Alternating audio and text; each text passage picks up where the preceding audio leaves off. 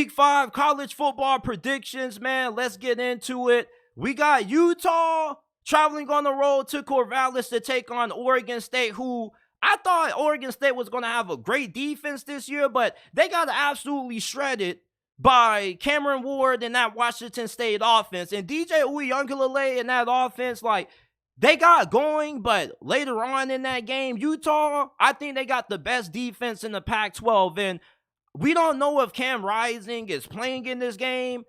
I don't know when Cam Rising is going to be able to come back for Utah this year. We know he's not going to miss the whole entire season, but not just is Cam Rising battling injuries, but they've also had a lot of injuries to some of their other key players as well. Now, right now, it says that Cam Rising and Nate Johnson are splitting reps right now, but we still don't really know if Cam Rising is going to be able to play in this game, and even if he does, I think there's a possibility that he looks really rusty. And even a rusty Cam Rising is probably better than what Utah has gotten out of their quarterbacks in the last couple of games. But their defense can keep them in this game. But I think they're going to need a little bit more offense going up against Oregon State. This is probably the best offense that they faced up to this point. They pretty much clamped UCLA and Dante Moore. He's a freshman quarterback. He made a lot of freshman mistakes. But going against DJ Uiagalelei and company, I think that they need a little bit more juice offensively. I think Oregon State gets the win. This will be a close game.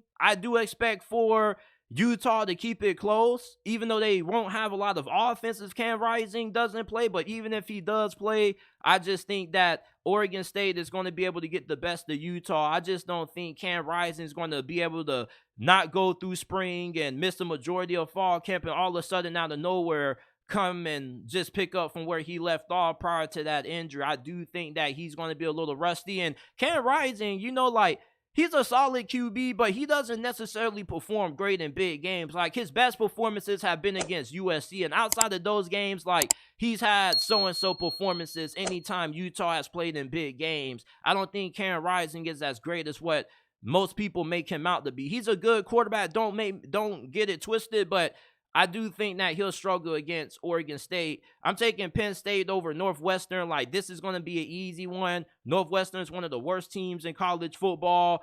Penn State should probably have this game wrapped up by 2 minutes left in the first quarter. USC is going on the road to take on the Buffs. I'm taking USC, man. I think that Colorado can have a better performance in this game than what they did against Oregon. They got throttled last week against the Ducks, man. They're playing at home, so you are going to have the home field advantage in your favor. And I do think this offense will put up more points against this defense. Many people aren't high on Alex Grinch, USC's defensive coordinator, but even if Colorado can get a few stops to go their way on defense, I don't think that they're going to be able to stop USC's offense too much, man. Like, Colorado's defense probably would get 2 or 3 stops at most in this game. USC's defense can probably get 6 or 7 because of how bad Colorado's offensive line is. And USC's pass rush definitely is a lot better than what it has been in the previous years. But their secondary isn't that great. So I think USC probably wins this game. 42-27 is my final score. I think they will hang some points up on that defense. I don't think it's going to be a blowout completely, but I don't know if Caleb Williams is not going to get – I don't know if Caleb Williams is going to have a tough day against Colorado's defense, man. Like, they don't really got great cornerbacks. They don't really got a pass rush. And if you don't have any of those things, Caleb Williams is going to make you look like a fool. Florida versus Kentucky.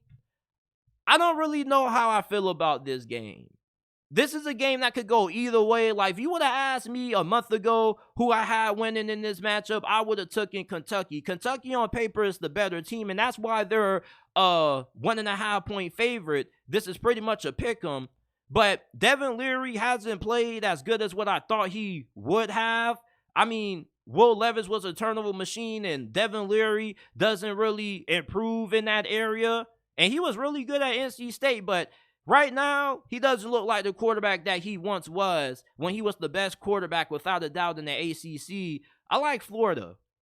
At least with Florida, I know that Graham Mertz isn't going to turn the football over. And I trust Florida's defense to be able to get some stops against Kentucky's offense and be able to get some big stops, even though their secondary does have a tendency to give up big plays in the passing game here and there. I just don't trust Kentucky to be able to take care of the football. They are the more talented team, and Florida hasn't had a lot of success playing on the road against Kentucky, but with the fact that Graham Mertz can take care of the football, I got to go with Florida to win this game. This is going to be a low-scoring game. And when you got a low-scoring affair, that means that every possession counts. And that means that turnovers are a big determining factor in a game like this that's going to be low-scoring. I don't really trust Devin Leary. I trust Graham Mertz more than I trust him. And that's crazy to say because Devin Leary is better than Graham Mertz, but he doesn't take care of the football. And with Florida, with how good they can run the ball, both of these teams have great run defenses, but eventually somebody's going to end up getting tired. And if Florida can get a good amount of takeaways from Devin Leary, that's going to put them in a more favorable scoring position offensively to put points up on the board. So I like the Gators to get the upset. Shout out to everybody in the chat, man. Shout out to Trey Ivory. Love the channel, bro. Appreciate that. Dub says, JT, salute, bro. Salute to you. What's up, Volcano? We got Georgia taking on Auburn. What do they call this game? The Big South's oldest rivalry.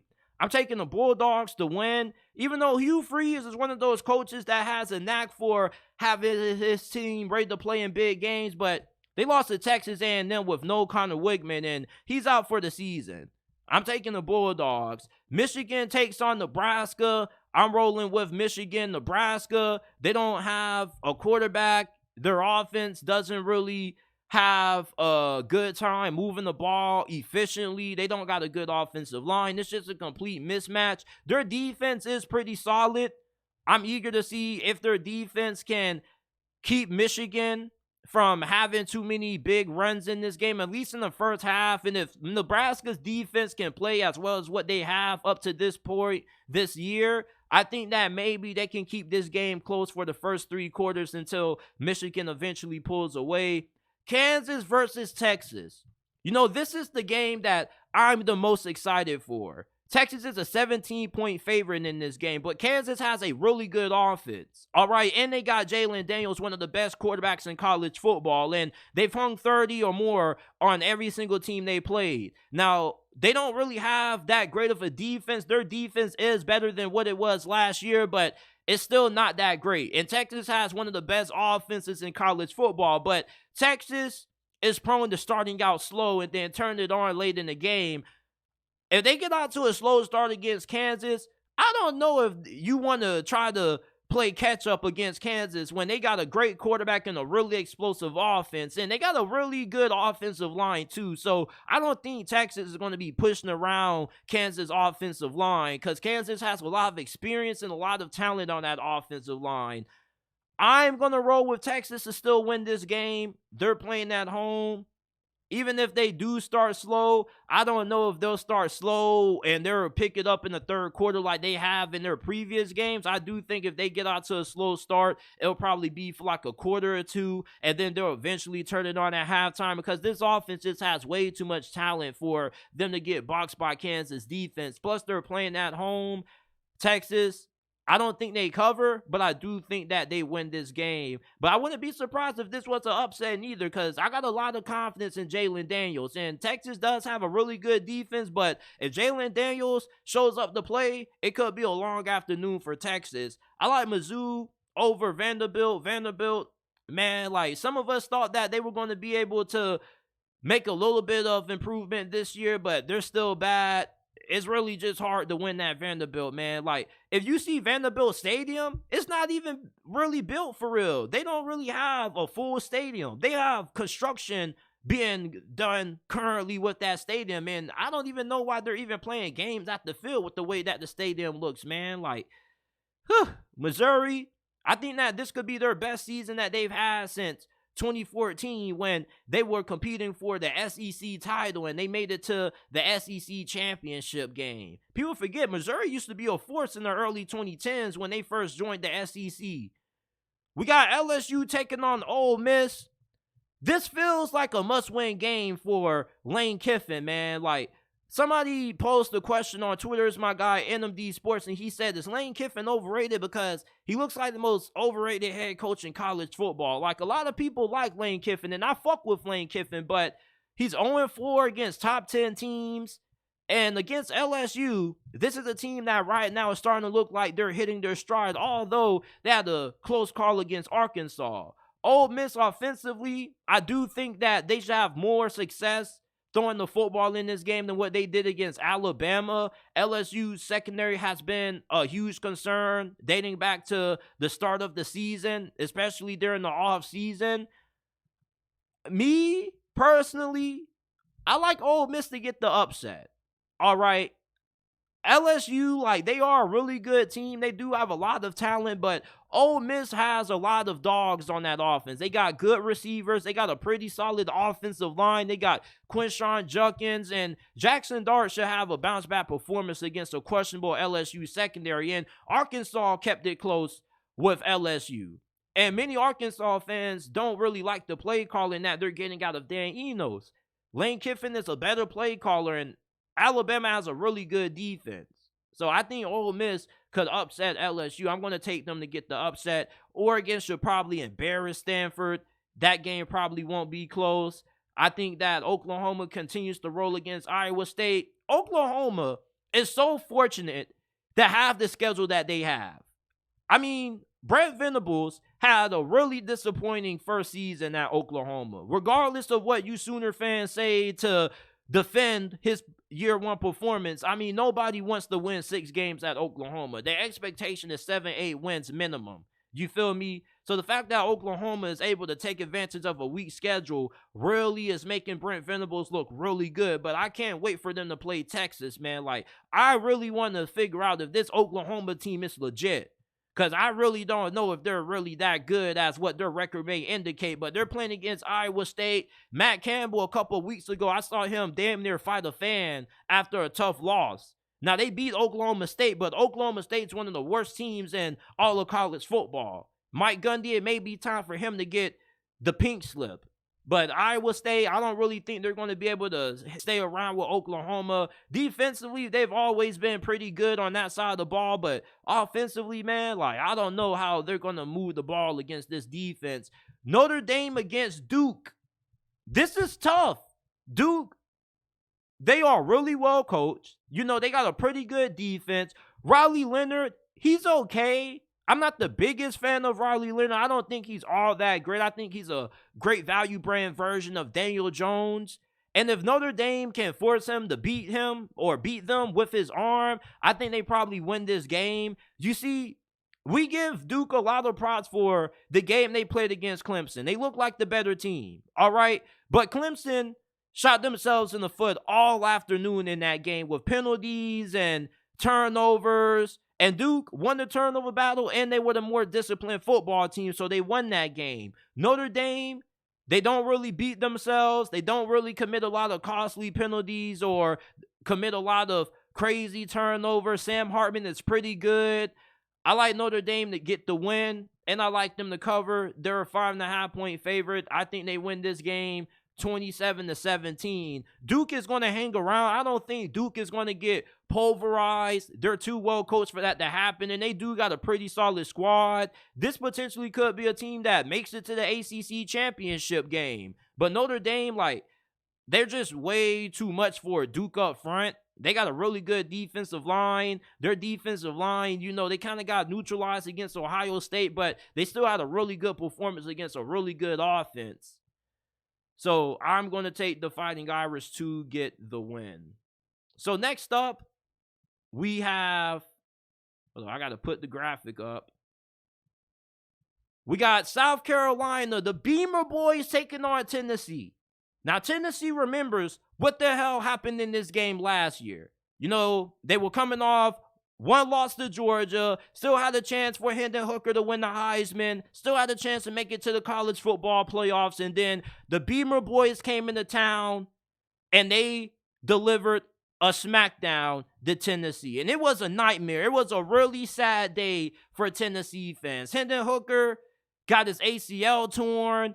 He went from a top 10 pick in the Heisman hopeful to dropping out of the first round to not even being a finalist for the Heisman. And then Tennessee got their season ended also in terms of their playoff hopes. South Carolina is a team that you never want to overlook because the Beamer boys, they play all three phases: offense, defense, and special teams. Now, offensively, South Carolina is Spencer Rattler or die. All right, they can't run the football, and they don't have a good offensive line. This offensive line gave up 9 freaking sacks to North Carolina, fam. Nearly 10 sacks, damn near. And Spencer Rattler has been really good this season. He hasn't been the problem for South Carolina on offense. He was a little bit inconsistent last year, but he got out to a really hard end of the season, especially against Tennessee. He threw 6 touchdowns against the Vols when they won last year. So I think Spencer Rattler is going to have a good game. The question is the offensive line going to give this brother some time to throw the damn ball? We saw what happened to Tennessee defensively when they went against Florida. Now, I don't think South Carolina has the same kind of physicality that Florida has up front, and that's why I got to take the Vols to win. Tennessee, I don't think they're going to blow out South Carolina. They're a double-digit favorite to win this game, surprisingly. Their defense isn't that good. And South Carolina, with Spencer Rattler, they should be able to put some points up on this defense with their big playability. Now, they're not going to be able to have a great job at sustaining drives or being able to have success on third down because of how bad this offensive line is, but with Spencer Rattler, he's going to have the ability to hit the big play. So that's why I'm going to take the Vols to win. Yeah, they may give up a couple of big plays here and there, but overall, like, unless that offensive line just all of a sudden just flips the switch and they figure out how to block for Spencer Rattler, I don't think they're going to win. Alabama, I like them over Mississippi State. I felt like Mississippi State was going to be one of the worst teams in the SEC this year. Like, they got a new head coach with the unfortunate passing of Mike Leach. I just didn't see any way how this team was going to be able to go from being an air raid style offense to just going from a pro style offense in the span of one offseason. And this defense doesn't really look all great, and they got a defensive-minded head coach. Alabama should beat Mississippi State. Their offense is going to be good enough to get the job done. That's what you can expect out of Alabama. Their offense isn't going to be pretty. They're not going to be lighting the world up on fire, but they're going to give you 24, maybe 27 points if you're lucky, and you're going to be able to win some games with how great their defense is going to be. If their defense can keep opponents to under 20 points, you should win 90% of your games this season. Mississippi State, I don't think offensively they're going to have much success against Alabama. Washington versus Arizona. You know, I think this could be an upset. Arizona offensively, they got a lot of talent. Jaden Delore, the last time I watched him, this fool threw like 4 interceptions against Mississippi State, and they still had a chance to win the game. Arizona has a lot of talent on offense, especially at wide receiver. Washington, I think they got a really good defense, but this is their first true test of the year, going against a really solid Arizona offense. I like the Huskies to get the win, but I do think that this could be a game that is going to be a shootout. I see Washington winning 52 to like 38 or something like that. And I'm really eager to call Washington right now the best team in college football because they've looked like the most dominant team in college football, at least up to this point. And I know, like, Georgia is still the team to beat and whatnot, but at least from the games that I've watched Georgia play and Washington play, if Washington was to play South Carolina, I think they would throttle them. I think that Washington would be a more dominant team with Georgia's schedule than what Georgia would be with Washington's schedule. And I know it may be a little bit, problematic to say that. I know that probably will stir up a lot of controversy in the comment section, but I truthfully believe Washington is the best team in college football right now. Fresno State is the best G5 team right now in America. They're going to throttle Nevada, and they I don't want to say they kind of came out of nowhere because, like, Fresno State, they do got a pretty good squad. Last year was a little bit of a down year because they lost a really good coach in Kalen DeBoer, who's at Washington now, but Fresno State, they're rolling. Like, they're a really scary team.